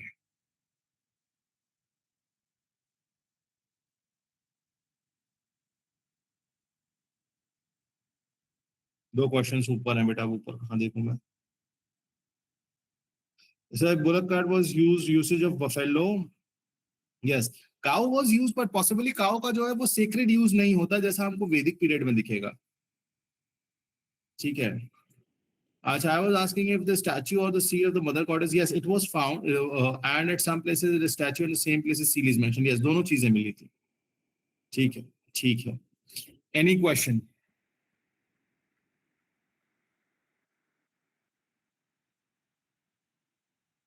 हिंदी में भी प्रोवाइड कर दीजिए बेटा, कोशिश करेंगे हिंदी की।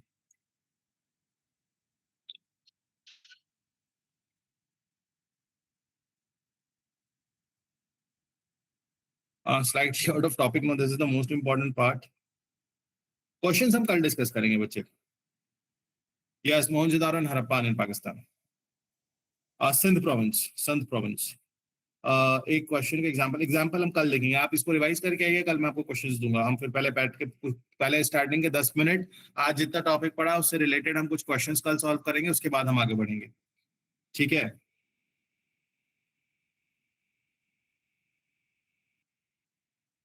No. For RCA, don't no need to read separately. Early Harappan, middle, this mature Harappan, इसको अलग अलग पढ़ने की जरूरत नहीं है। आप सिर्फ उसके जो बेसिक ये वाला जो पार्ट है ना, ये वाला पार्ट है, ये वाला जो पार्ट है, जो अर्बन प्लानिंग वाला पार्ट है, ये जो तीन तीन चार है ना, इसको आप बस पढ़ लो, that is more than enough. ठीक है। This last it's a completed revision sheet जो है, इसको आप ध्यान रखोगे तो दैट विल हैपन।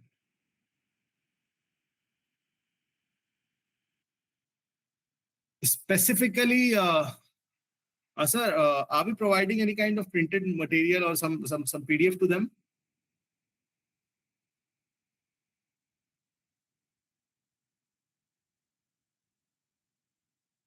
सर कुछ बोल रहे थे जिया सर, आप हमें बोल रहे थे? मैं पूछ रहा हूँ कि कुछ हम इनको प्रोवाइड कर रहे हैं क्या मटेरियल? नहीं, मटेरियल तो प्रोवाइड नहीं कर रहे, बट हमारे पास कुछ मटेरियल है हिस्ट्री के, मैं आपको दूंगा, एक बार चेक कर लीजिएगा।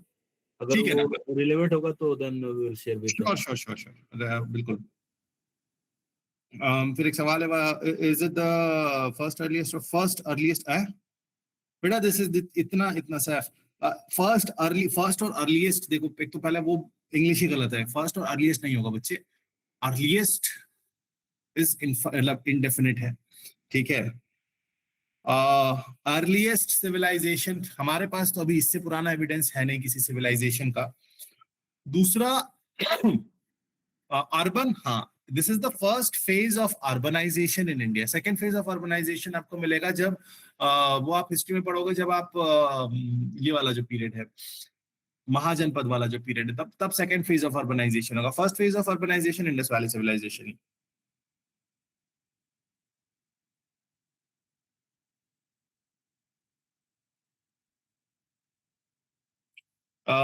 राखीगढ़ी हरियाणा में है।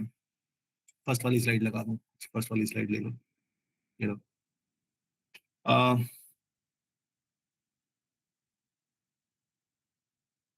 यस,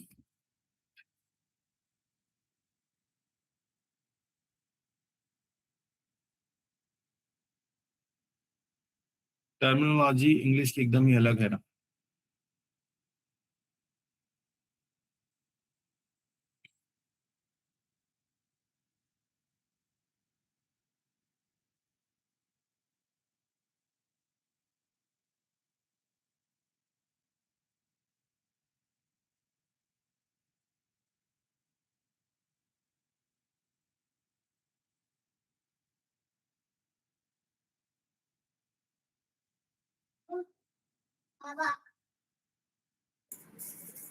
हेलो जिया सर, जी सर आप कंटिन्यू है क्या सेशन में? जी सर बताइए, मैं एक्चुअली वो देख रहा था। हमें लग रहा, मैं कहीं कॉल पे था तो हमें लगा शायद वाइंड अप तो नहीं हो गया। नहीं। ठीक। आज के लिए मैं मतलब थोड़ा सा आज के हिसाब से ज्यादा हो जाएगा, डे हाँ 1 है। हाँ कल हम इसको फिर यहाँ बुद्धिज्म से स्टार्ट करेंगे, ठीक है। और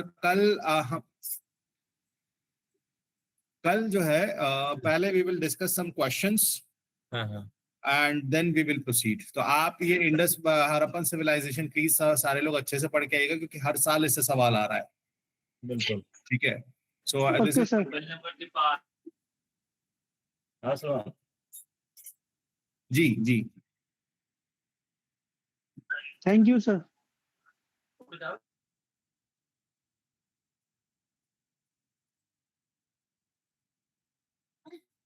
yes, this lecture okay fine, thank you so much everyone. और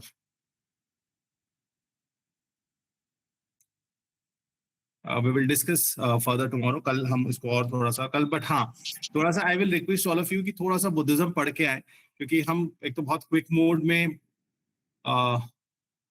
चल रहे हैं। तो थोड़ा सा अगर आप लोग पढ़ के आओगे ना, बेसिक भी पढ़ के आओगे, तो मेरे मतलब the class will go in a very good manner. Fine, thank you so much everyone, all the very best.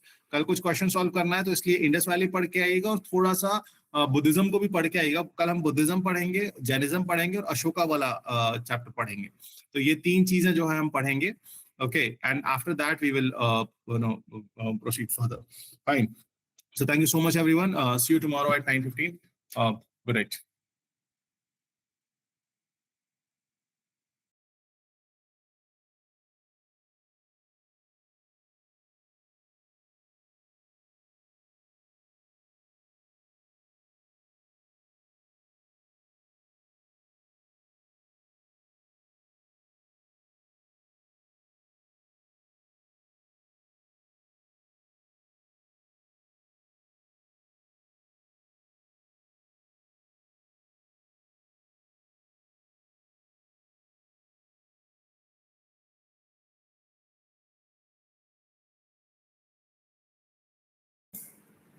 So session is closed, right? Yes sir. Sir चले गए। अच्छा, सेशन क्लोज हो गया। एक्चुअली मैं दूसरे कॉल पे था ना, तो ठीक है। So what is your feedback? Sir हाँ ये बोलिए। क्लास अपलोड होगी ना? अपलोड हाँ होगी ना? अपलोड होगी। आप ये बताओ, देखो जुबिया मैम की पहली सेशन थी, आप लोगों ने कहा कि नहीं वो तो सिर्फ सिलेबस बता के चलेंगे, तो हमें कुछ समझाइए भी। तो इसके लिए हमने चीजें चेंज की हैं। तो आप लोगों को चीज आज की क्लासेस कैसी लगी? आप लोग बहुत गुड, बढ़िया रहा। बहुत ही आराम से एक एक चीज लेयर बाय लेयर सर ने समझाई है। कुछ चीजें हमें भी पता नहीं थी, वो आज मुझे पता चल गई। प्री हिस्ट्री, मेडिवल और प्री हिस्ट्री, ये सब सारी चीजें, बहुत सारी चीजें नहीं पता चली। तो हमारा मकसद ये है कि हम आपको सिखाएं, आप सीखो, बस यही मेरा मकसद है, ठीक है। और इसी के लिए हम सारी चीजें कर रहे हैं, ठीक है। फिर we'll join tomorrow at 9 PM for next session of history के 4 लेक्चर हैं। उसके बाद जुबिया मैम आएंगी साइंस एंड टेक और एनवायरनमेंट के लिए। आप लोगों को रिवाइज टाइम टेबल हमने भेज दिया है, ठीक है। सर ये जो पीपीटी से पढ़ाए थे सर, ये शेयर कर देंगे ना? हाँ मिल जाएगा बाबू, अभी मैं शेयर कर दूंगा कुछ दिन में आपको। और even will try to share some notes with you also, okay sir, ठीक है। Thank you very much everyone.